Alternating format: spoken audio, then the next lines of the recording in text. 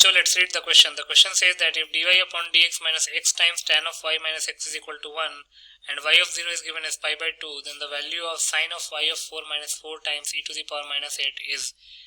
इस क्वेश्चन में एक डिफरेंशियल इक्वेशन दे रखा है dy by dx minus x tan y minus x is equal to 1 और y of 0 की वैल्यू pi by 2 दे रखी है, तो हमको sin of y of 4 minus 4 times e to the power minus 8 की वैल्यू निकालनी है. बहुत ही सिंपल सा क्वेश्चन है. पहले हम की कॉन्सेप्ट लिख लेते हैं. तो इंटीग्रल dx अपॉन x क्या होता है? ln x plus c. Then integral x to the power n dx क्या होता है? x to the power n plus 1 upon n plus 1 plus c.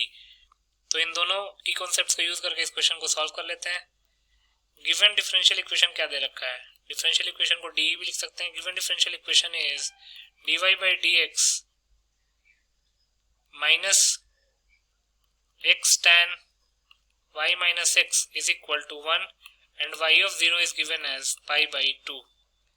तो मान लेते हैं y minus x को t के इक्वल, तो ये हो जाएगा dy by dx minus 1 is equal to dt by dx.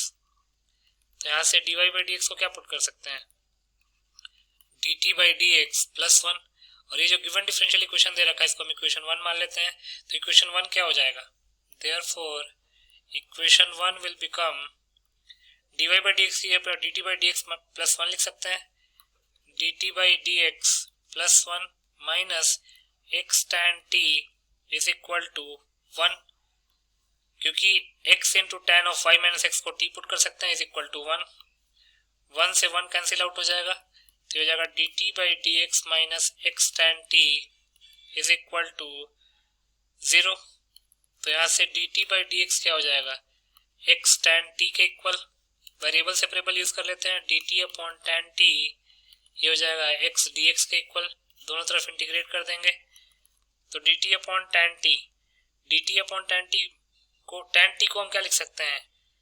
sin t upon cos t. तो ये हो जाएगा cos t dt upon sin t is equal to integral x dx. तो जाएगा x square by 2 plus c.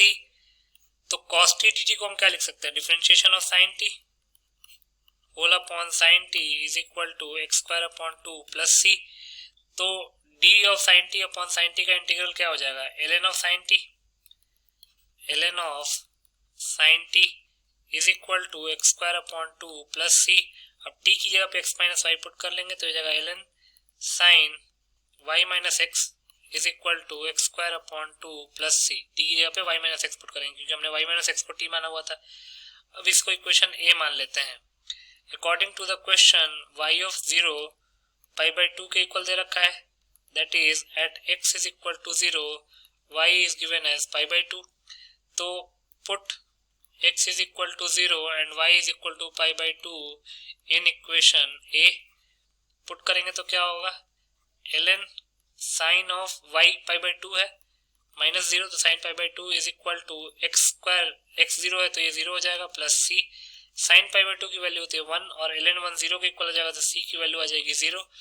और c अगर 0 आ गया तो इक्वेशन a क्या बन जाएगा? Therefore equation a will become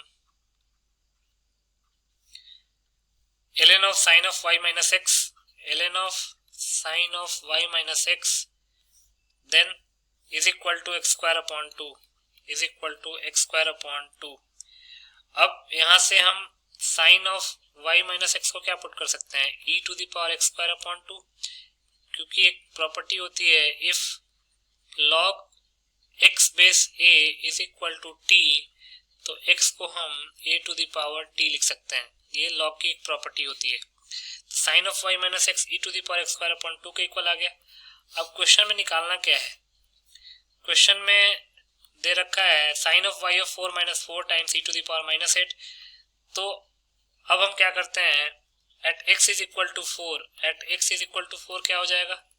sign of y minus 4 is equal to e to the power 16 upon 2 that is 8 e to the power 8. अब ये हो जाएगा sine of y of 4 minus 4 is equal to e to the power 8. तो ये sine of y to the power 4 minus 4 की value आ गई.